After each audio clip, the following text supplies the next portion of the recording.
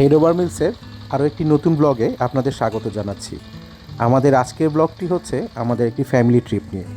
মূলত বেশ কিছুদিন আগে আমাদের ফ্যামিলির সবাই আমরা গিয়েছিলাম গ্রামের বাড়িতে একটা ছোট পিকনিক করার জন্য। তো আশা করি আমাদের ব্লগটা ভালো লাগবে, দেখতে থাকুন। আমরা যে সময় গিয়েছিলাম ওই সময় প্রচণ্ড গরম ছিল, আর আমাদের বাড়ির উঠানে সবাই বসে আড্ডা দিচ্ছিলাম। এই ভিডিওর শেষে দেখতে পাবেন যে আমরা একটা খামারে গিয়েছিলাম যেখানে গবাদি পশু পালন করা হয়, প্লাস বিভিন্ন গাছ রোপণ করা হয়েছে।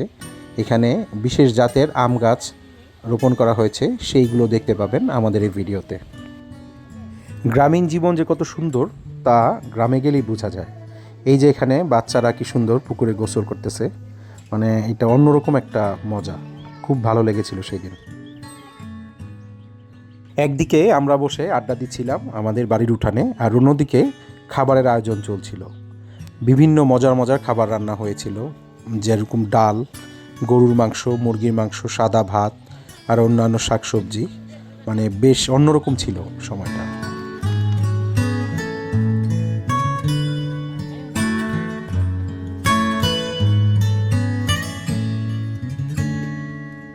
মাটির চুলায় রান্না হওয়া যে খাবার, সেটা যে কত স্বাদের তা তারাই বুঝবে যারা মাটির চুলায় রান্না করা খাবার খেয়েছে আর এরকম একটা গ্রামীণ পরিবেশে। শহরে থাকার কারণে অনেকেই এই অভিজ্ঞতাটা অর্জন করতে পারে না, বাট আমাদের জন্য এটা অন্যরকম অভিজ্ঞতা ছিল। খুবই মজা করেছি আমরা সবাই, আর খাবারগুলো অনেক অনেক স্বাদের হয়েছে।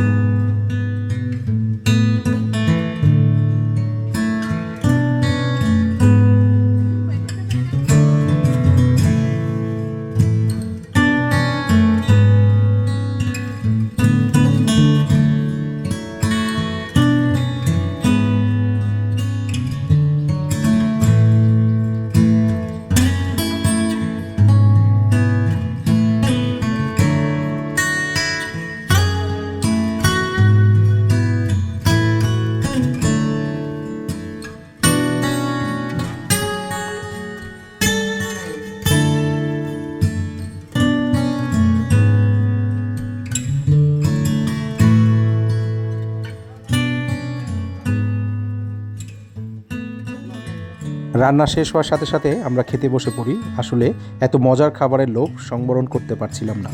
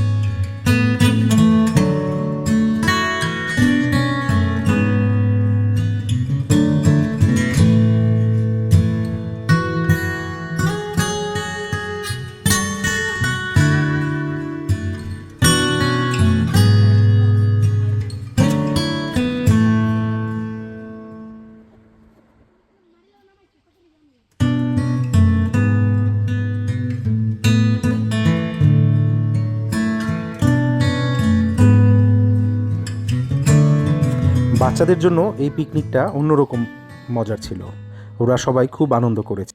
বিকেল দিকে আমরা সবাই যাই সেই খামারে যেখানে গবাদি পশু পালনের পাশাপাশি বিভিন্ন গাছ রোপণ করে একটা বাগান বাড়ির মতো।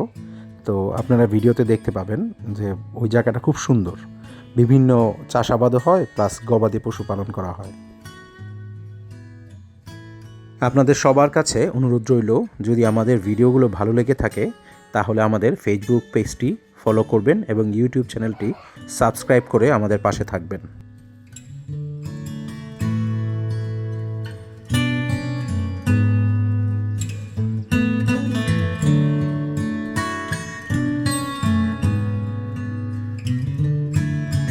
দিনটা খুবই উপভোগ্য ছিল, আমরা সবাই খুবই আনন্দ করেছিলাম।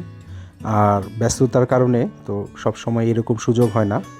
আমরা চলে আসার আগে আমাদের গ্রামের বাড়িতে একটি গাছ রোপণ করে আসি, যেটা আমরা চেষ্টা করি প্রতিবারই করে আসতে। আপনাদের সবাইকে অনুরোধ, সুযোগ থাকলে এবং জায়গা থাকলে আপনারা গাছ রোপণ করবেন।